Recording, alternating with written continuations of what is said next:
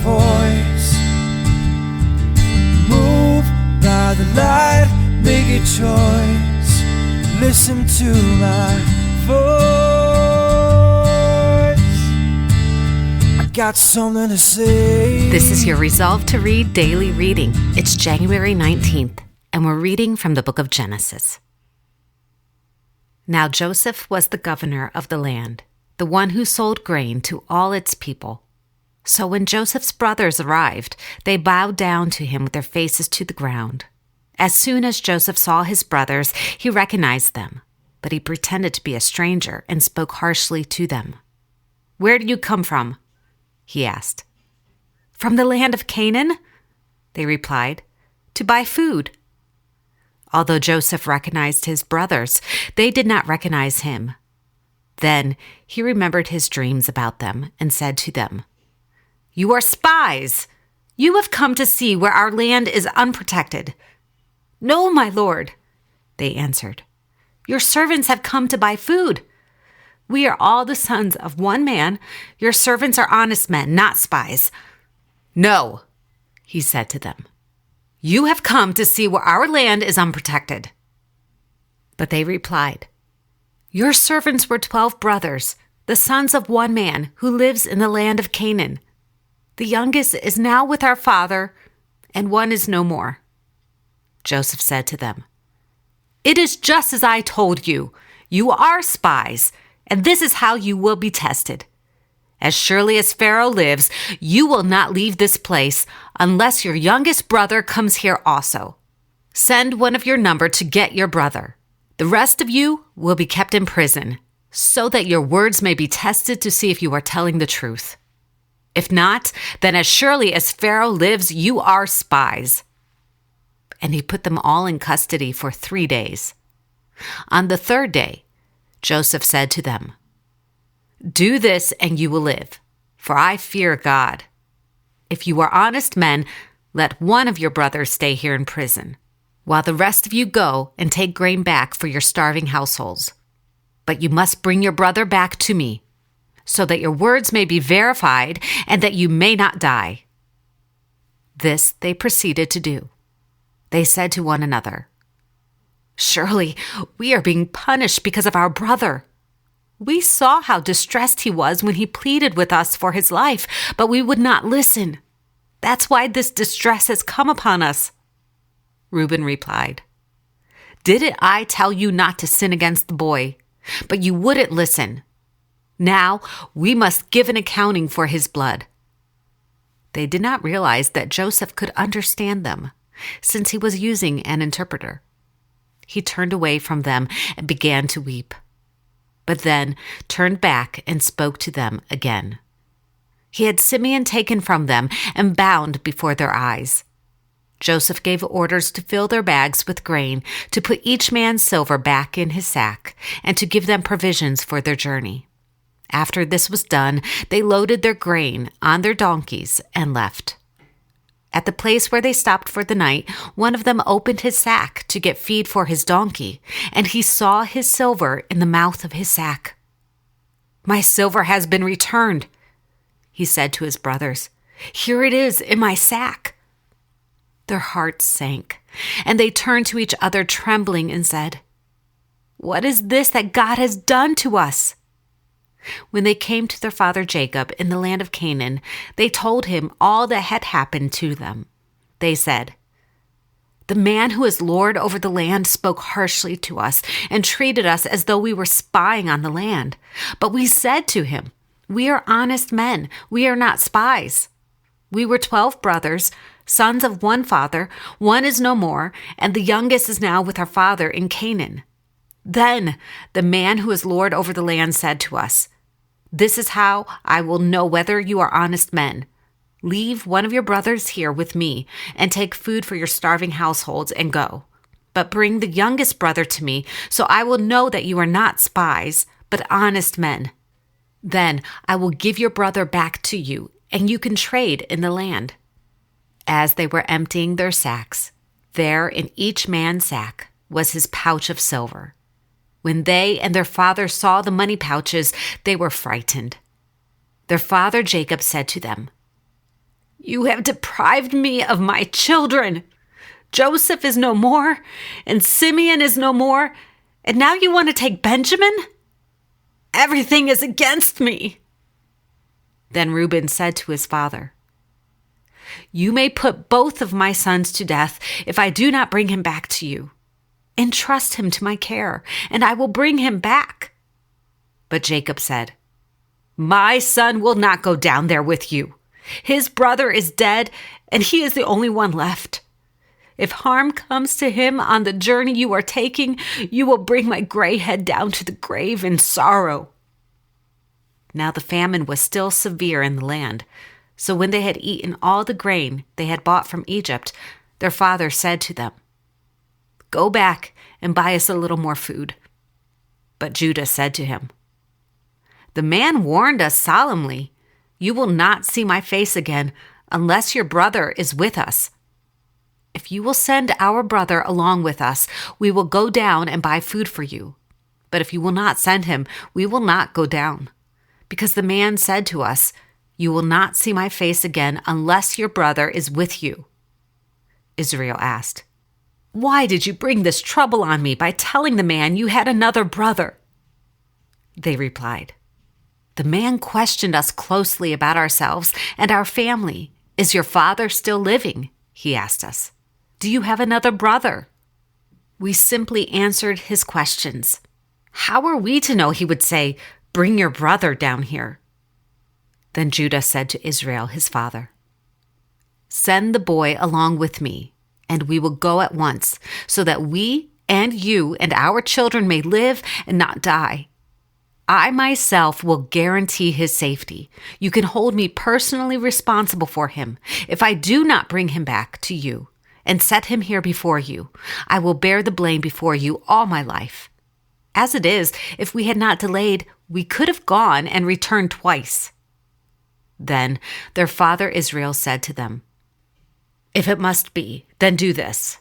Put some of the best products of the land in your bags and take them down to the man as a gift. A little balm and a little honey, some spices and myrrh, some pistachio nuts and almonds. Take double the amount of silver with you, for you must return the silver that was put back into the mouths of your sacks. Perhaps it was a mistake. Take your brother also and go back to the man at once. And may God Almighty grant you mercy before the man, so that he will let your brother and Benjamin come back with you. As for me, if I am bereaved, I am bereaved." So the men took the gifts and double the amount of silver, and Benjamin also. They hurried down to Egypt and presented themselves to Joseph. When Joseph saw Benjamin with them, he said to the steward of his house, "Take these men to my house, slaughter an animal and prepare dinner. They are to eat with me at noon." The man did as Joseph told him, and he took the men to Joseph's house. Now the men were frightened when they were taken to his house. They thought, "We were brought here because of the silver that was put back into our sacks the first time. He wants to attack us and overpower us and seize us as slaves and take our donkeys." So they went up to Joseph's steward and spoke to him at the entrance to the house. "Please, sir," they said, "we came down here the first time to buy food. But at the place where we stopped for the night, we opened our sacks, and each of us found his silver, the exact weight, in the mouth of his sack. So we have brought it back with us. We have also brought additional silver with us to buy food.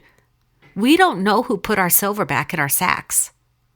"It's all right," he said. "Don't be afraid.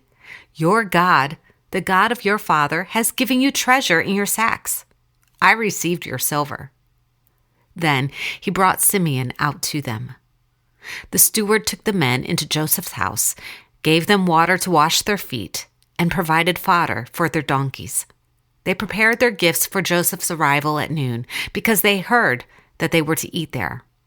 When Joseph came home, they presented to him the gifts they had brought into the house, and they bowed down before him to the ground. He asked them how they were, and then he said, "How is your aged father you told me about? Is he still living?"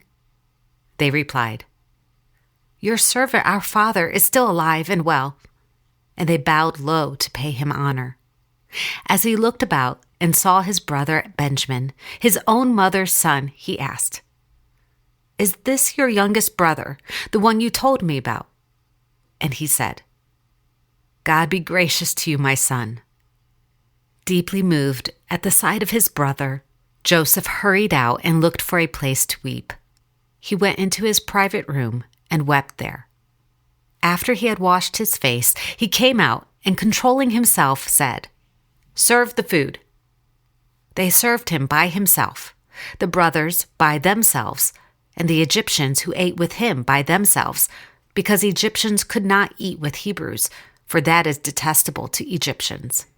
The men had been seated before him in the order of their ages, from the firstborn to the youngest, and they looked at each other in astonishment when portions were served to them from Joseph's table. For Benjamin's portion was 5 times as much as anyone else's, so they feasted and drank freely with him. Now Joseph gave these instructions to the steward of his house: "Fill the men's sacks with as much food as they can carry, and put each man's silver in the mouth of his sack.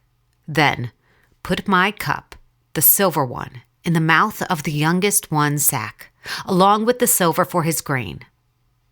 And he did as Joseph said. As morning dawned, the men were sent on their way with their donkeys. They had not gone far from the city when Joseph said to his steward, "Go after those men at once, and when you catch up with them, say to them, 'Why have you repaid good with evil? Isn't this the cup my master drinks from and also uses for divination? This is a wicked thing you have done.'" When he caught up with them, he repeated these words to them, but they said to him, "Why does my lord say such things? Far be it from your servants to do anything like that.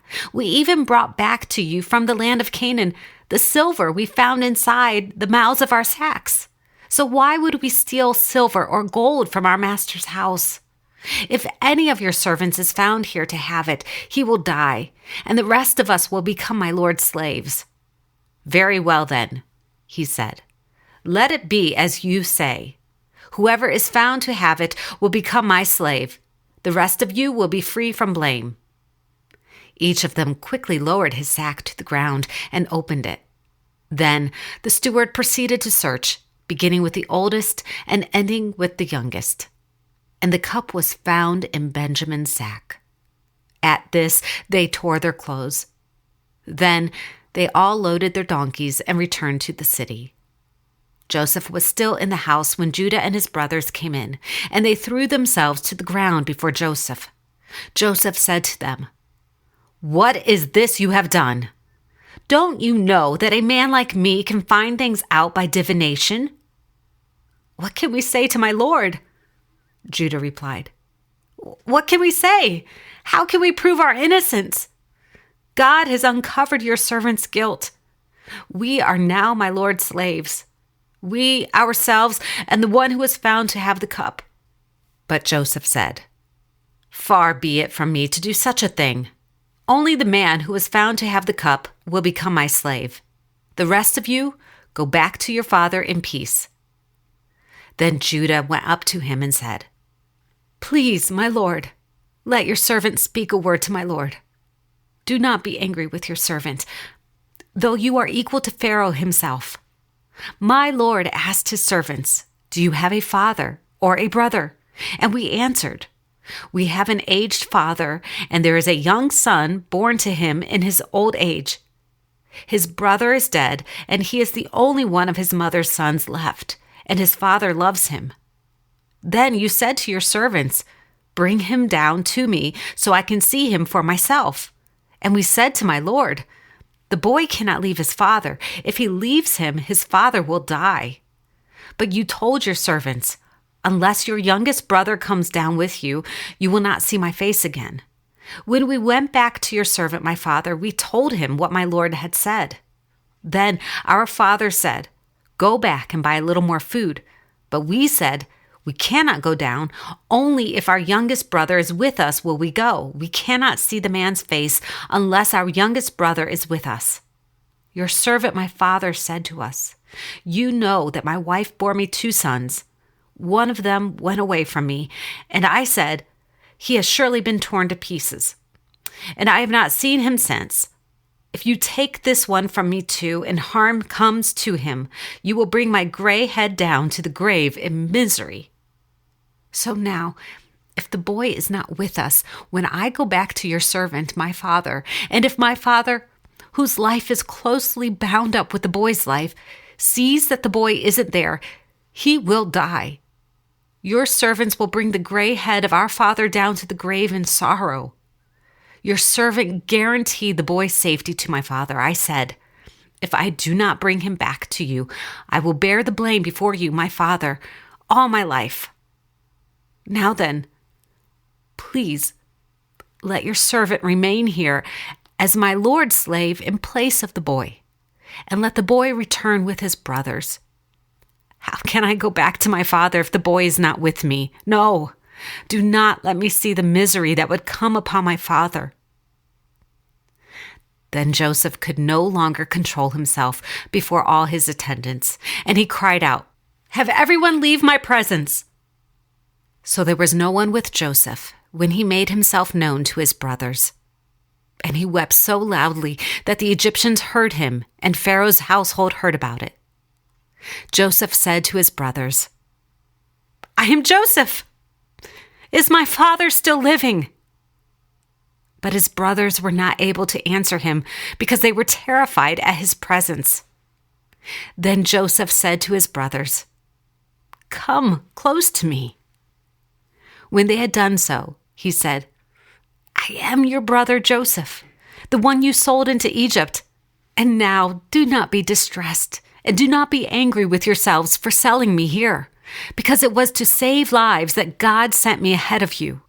For 2 years now, there has been famine in the land, and for the next 5 years, there will not be plowing and reaping. But God sent me ahead of you to preserve for you a remnant on earth, and to save your lives by a great deliverance. So then, it was not you who sent me here, but God. He made me father to Pharaoh, lord of his entire household and ruler of all Egypt.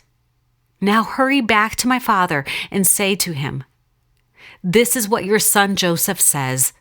God has made me lord of all Egypt. Come down to me, don't delay. You shall live in the region of Goshen and be near me. You, your children and grandchildren, your flocks and herds, and all you have. I will provide for you there, because 5 years of famine are still to come. Otherwise, you and your household and all who belong to you will become destitute. You can see for yourselves, and so can my brother Benjamin, that it is really I who am speaking to you.